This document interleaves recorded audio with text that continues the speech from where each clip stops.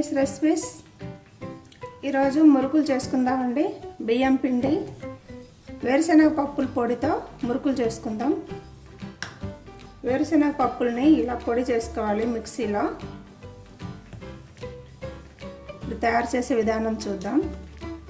ఇది 3 కప్పుల బియ్యం పిండి అండి. ఈ కప్పుతో 3 కప్పుల బియ్యం పిండి, 1 కప్పు వేరుశనగ పప్పుల పొడి ఇలా మిక్సీకి వేసుకుందాం.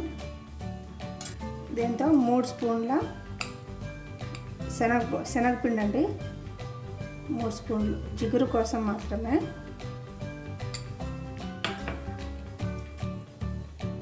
కారం 1 స్పూను, జీలకర్ర కొద్దిగా, వాము 1 స్పూన్ అండి,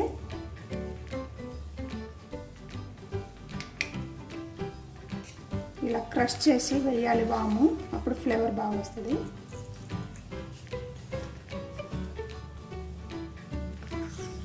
నువ్వులు 2 స్పూన్లు,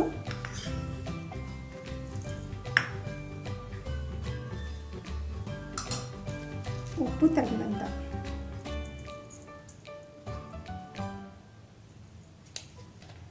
పసుపు చిటికెడు, కలర్ కోసం అండి పసుపు,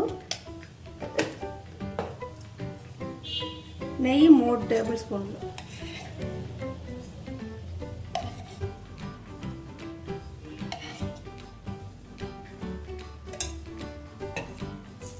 ఇదంతా కలుపుకోవాలి బాగా.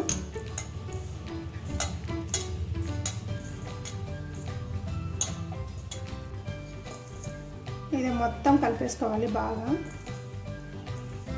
నెయ్యి పిండిలో అంతా కలిసిపోయేటట్లు కలపాలి. దీన్ని కొద్దిగా నీళ్ళు వేసుకుంటూ మురుకుల పిండిలాగా, చపాతీ పిండిలాగా కలుపుకుందాం.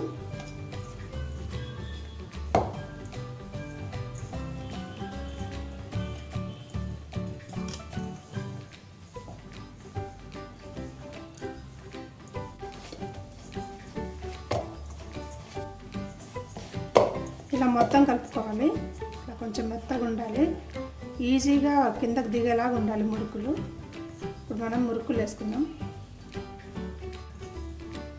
నేను ఇలా 3 హోల్స్ ఉండేది తీసుకున్నానండి.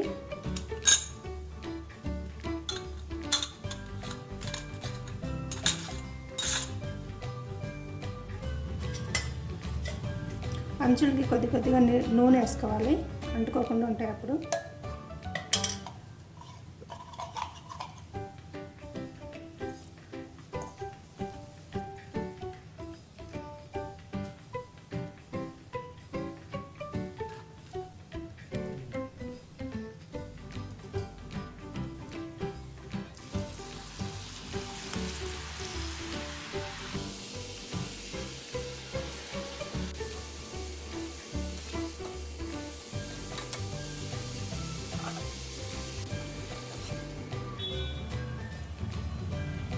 ఇలా టిష్యూ ఉన్న పేపర్లో తీసుకుంటే ఎక్సెస్ ఆయిల్ ఏమైనా ఉంటే పీల్చుకుంటుంది. అలా అన్నీ వేసేసుకుందామండి, అన్ని మురుకులు. ఇలా గుల్లగా రావాలండి, గుల్లగా వచ్చినాయి చూడండి. నెయ్యి మరీ ఎక్కువ వేయకూడదు, మరీ తక్కువ వేయకూడదు. ఎక్కువ వేస్తే అంతా విడిపోతాయి. ఇలా ఉండాలి. ఇలా లోపల హోల్ ఉందంటే తినడానికి బాగుంటుందండి టేస్ట్. ఇలా కరకరలాడుతూ వస్తాయి.